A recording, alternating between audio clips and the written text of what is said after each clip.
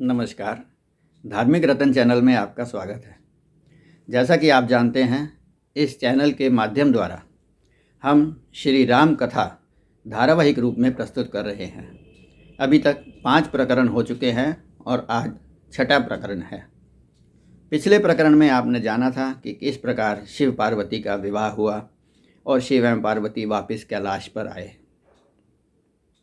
शिव और पार्वती की कथा सुन करके माँ मुनि भारद्वाज बहुत ही प्रसन्नचित हुए और उनका शरीर रोमांचमय हो गया। उनकी यह दशा देखकर याज्ञवल्क्य जी ने कहा कि हे भारद्वाज जी, आप धन्य हैं, आपको शिव जी पर इतना प्रेम है। आपने मुझे राम कथा सुनाने के लिए कहा था, पर मैंने पहले शिव जी की कथा सुनाई है, क्योंकि जिसको शिव जी के चरणों में प्रेम नहीं है वह राम कथा का अधिकारी नहीं हो सकता। पर आप तो शिव जी के परम भक्त हैं, अतः अब मैं आगे आपको कथा शिव जी के माध्यम से ही आगे सुनाता हूँ। इस प्रकार जब शिव और पार्वती कैलाश पर रहने लगे, तब एक दिन पार्वती ने शिव जी से कहा कि हे प्रभु, अब तो आप मुझे राम कथा विस्तार पूर्वक सुनाइए, जिसके कारण मैं पिछले जन्म में भ्रमित हो गई थी। तब शिव जी ने कहा कि हे पार्वती, तुम धन्य हो जो राम कथा को सुनना चाहती हो। धन्य धन्य गिरिराज कुमारी, तुम समान नहीं को उपकारी। और उन्होंने यह भी कहा कि तुम्हें कोई मोह नहीं है, तुम यह लोक कल्याण के लिए ही कथा सुनना चाहती हो। शिव जी कहते हैं कि जिन हरि कथा सुनी नहीं काना, श्रवण रंध्र अहि भवन समाना। नयन संत दर्श नहीं देखा, लोचन मोर पंख कर लेखा। जो नहीं करही राम गुण गाना, जीह सुधा दुर्जीह समाना। अर्थात जिन्होंने भी अपने इन कानों से हरि कथा नहीं सुनी है, उनके जो कानों के बिल हैं वह सांप के बिल के समान हैं। जिन्होंने इन नयनों से संतों का दर्शन नहीं किया है, उनके नेत्र जो मोर पंख के अंदर नेत्र बना होता है उसके समान ही हैं। और जो जीवा राम का गुणगान नहीं करती, वह जीव मेंढक की तरह टलटर करती रहती है। शंकर जी ने कहा कि राम की कथा बहुत ही सुंदर है और इसके सुनने से सभी अज्ञान के पर्दे हट जाते हैं। राम कथा सुंदर करतारी, संशय विहंग उड़ावन हारी। राम कथा कली विटप कुठारी, सादर सुनो गिरिराज कुमारी।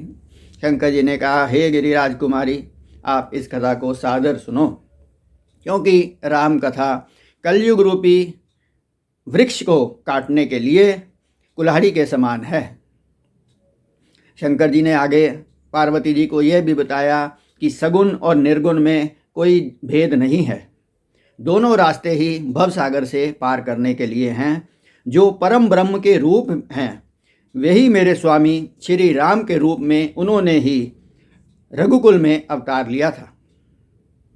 उन्होंने कहा कि जो निर्गुण ब्रह्म है उसके बारे में तो यह कहा गया है कि बिनु पद चलहि सुनहि बिनु काना, कर बिनु करम करहि विधि नाना। वही ब्रह्म अपने भक्तों के लिए सूर्य वंश में रघुकुल मुनि दशरथ के यहाँ भगवान श्री राम के रूप में अवतरित हुए। राम स्वयं परम ब्रह्म हैं। पार्वती जी यह सुनकर बहुत ही प्रसन्न हुई और उन्होंने कहा कि हे प्रभु, यदि श्री राम स्वयं भगवान हैं तो उन्होंने मनुष्य के रूप में अवतार क्यों लिया, यह मुझे आप समझा करके कहिए। यह सुनकर शिव जी प्रसन्न हुए और वे बोले कि भगवान के जन्म के कई कारण हैं। राम जन्म के हेतु अनेका, अधिक विचित्र एक ते एका। इस प्रकार राम जन्म के बहुत से कारण हैं और सभी कारण एक से एक विचित्र हैं। फिर भी उन्होंने कहा कि जैसा मुझे समझ आता है कि भगवान क्यों अवतार लेते हैं वो मैं तुम्हें बताता हूँ। जब जब होई धर्म की हानि, बाढ़हि असुर अधम अभिमानी। तब तब प्रभु धरि विविध शरीरा, हरहि कृपा निधि सज्जन पीड़ा। जब जब इस संसार में धर्म की हानि होती है, असुरों का साम्राज्य बढ़ता है और भक्त लोग दुखी होते हैं, तब तब मैं विभिन्न शरीर धारण करके सज्जनों की पीड़ा को दूर करता हूँ। भगवान राम के जन्म के कई कारण हैं, मैं तुम्हें एक दो कारण भी बताता हूँ। जन्म एक दुई कहूँ बखानी, सावधान सुन सुमति भवानी। भगवान ने बताया कि भगवान विष्णु के दो द्वारपाल थे, जय और विजय। उनको एक बार विप श्राप मिला कि 3 जन्म वह राक्षस रहेंगे और तीनों बार स्वयं भगवान उनको अपने हाथों से अवतार लेकर के मारेंगे। उसी जय और विजय ने हिरण्यकश्यप और हिरण्याक्ष का जन्म लिया, तब भगवान ने स्वयं उनको मारा। इसके बाद वही दोनों भाई रावण और कुंभकर्ण बने, जिसके लिए रामावतार हुआ। एक कल्प में जलंधर राक्षस रावण बना, जिसको मारने के लिए राम अवतार हुआ। फिर शंकर जी ने बताया कि एक बार नारद जी ने भगवान विष्णु को श्राप दिया, जिसके कारण भगवान ने राम अवतार लिया। यह सुनकर के पार्वती जी बहुत ही अचंभित हो गई और उन्होंने कहा, भगवान नारद जी तो परम संत हैं और विष्णु जी के परम भक्त हैं, उन्होंने भगवान विष्णु को क्यों श्राप दिया, यह बात मुझे बहुत ही हैरान करने वाली लग रही है, अतः आप यह पूरा प्रसंग मुझे सुनाइए। तब शंकर जी ने कहा कि हे गिरिजा, इस संसार में कोई भी व्यक्ति भगवान की माया से बाहर नहीं है। इसी प्रकार नारद जी भी एक बार भगवान की माया में मोहित हो गए थे, तभी यह बात थी, वो मैं तुम्हें सुनाता हूँ। एक बार नारद जी एक पर्वत की गुफा के पास सुंदर सरोवर देख करके उनका मन वहाँ पर तपस्या करने को लगा। उन्होंने वहाँ बैठ करके तपस्या करनी शुरू करी और उनकी समाधि लग गई। समाधि बहुत लंबी चली, जिसे देख करके इंद्र घबरा गया। इंद्र ने सोचा, कहीं नारद जी इतनी लंबी तपस्या क्यों कर रहे हैं, कहीं वह मेरा राज्य तो नहीं लेना चाहते। इसलिए उनकी तपस्या को भंग करने के लिए नारद ने कामदेव जी को वहाँ भेजा। कामदेव वहाँ पर आए और उन्होंने अपनी सारी कलाएं दिखाई, परंतु नारद जी की तपस्या भंग नहीं हुई। तब कामदेव जी घबरा गए कि कहीं नारद जी मुझे श्राप ना दे दें, इसलिए उन्होंने जाके नारद जी के चरणों में प्रणाम किया और क्षमा याचना की। तब नारद जी ने उन्हें क्षमा कर दिया और कामदेव वहाँ से चले गए। इस घटना के बाद नारद जी के मन में अहंकार उत्पन्न हो गया कि मैंने कामदेव को हरा दिया है। इस बात को बताने के लिए नारद जी बड़े प्रसन्न मन से कैलाश पर्वत पर गए और उन्होंने शंकर जी को यह सारा प्रसंग सुना दिया।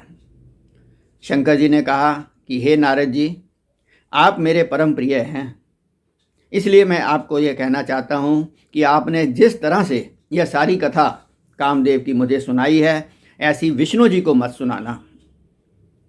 नारद जी को शंकर जी की यह बात अच्छी नहीं लगी और वह वहाँ से चुपचाप चल दिए। इसके बाद नारद जी वैकुंठ में विष्णु भगवान के पास गए। विष्णु जी ने उठ करके उनका स्वागत किया और तब नारद जी ने उन्हें अपनी कामदेव को जीतने की सारी कथा सुना दी। भगवान विष्णु ने कहा कि हे नारद जी, आप तो बहुत ही पहुँचे हुए संत हैं, आपको ये माया मोह आपको सामने नहीं आ सकते, आपका कामदेव कुछ नहीं कर सकता है। तब नारद जी ने कहा, हे भगवान, ये आपकी ही कृपा है। ऐसा कहकर नारद जी वहाँ से चल दिए। उनके जाने के बाद भगवान विष्णु ने सोचा कि नारद जी मेरे परम भक्त हैं और इस समय एक अहंकार का अंकुर उनके हृदय में पैदा हो गया है और ये आगे चल करके बहुत बड़ा वृक्ष बन सकता है, इसलिए मुझे इस अंकुर को अभी उखाड़ देना चाहिए। ऐसा मन में सोचकर भगवान ने अपनी माया रची और जहाँ नारद जी जा रहे थे उसी रास्ते में एक बहुत बड़ा नया नगर बना दिया। उस नगर का एक राजा था जिसका नाम शील निधि था और उसकी एक राजकुमारी थी, उसका नाम विश्व मोहिनी था। और उस विश्व मोहिनी का वहाँ पे उस समय स्वयंवर होने वाला था। जब नारद जी भी वहीं पर पहुँच गए तो राजा शील निधि ने नारद जी का स्वागत किया और उन्हें अपनी कन्या का हाथ दिखा करके पूछा कि इसके बारे में कुछ बताएं। नारद जी ने जब ही विश्व मोहिनी का हाथ देखा तो वह तो अचंभित रह गए। उन्होंने सोचा कि इसकी जिसके साथ शादी होगी वह तो भगवान के बराबर होगा। ऐसा सोचकर उन्होंने सोचा कि क्योंकि वह माया से मोहित थे, उन्होंने सोचा कि मैं ही इससे शादी कर लूं। ऐसा सोचकर नारद जी वहाँ से बाहर को चले और रास्ते में सोचने लगे कि मैं किस तरह से भगवान विष्णु का ही रूप पालूं ताकि यह कन्या मुझे ही वर ले। मेरी इस समय सहायता कौन करेगा? मैं तो सिर्फ विष्णु जी का ही शिष्य हूँ, विष्णु जी ही मेरी सहायता कर सकते हैं, पर इस समय वैकुंठ तो कौन जाएगा, इस समय यहाँ समय बीत रहा है। नारद जी इस प्रकार सोच रहे थे।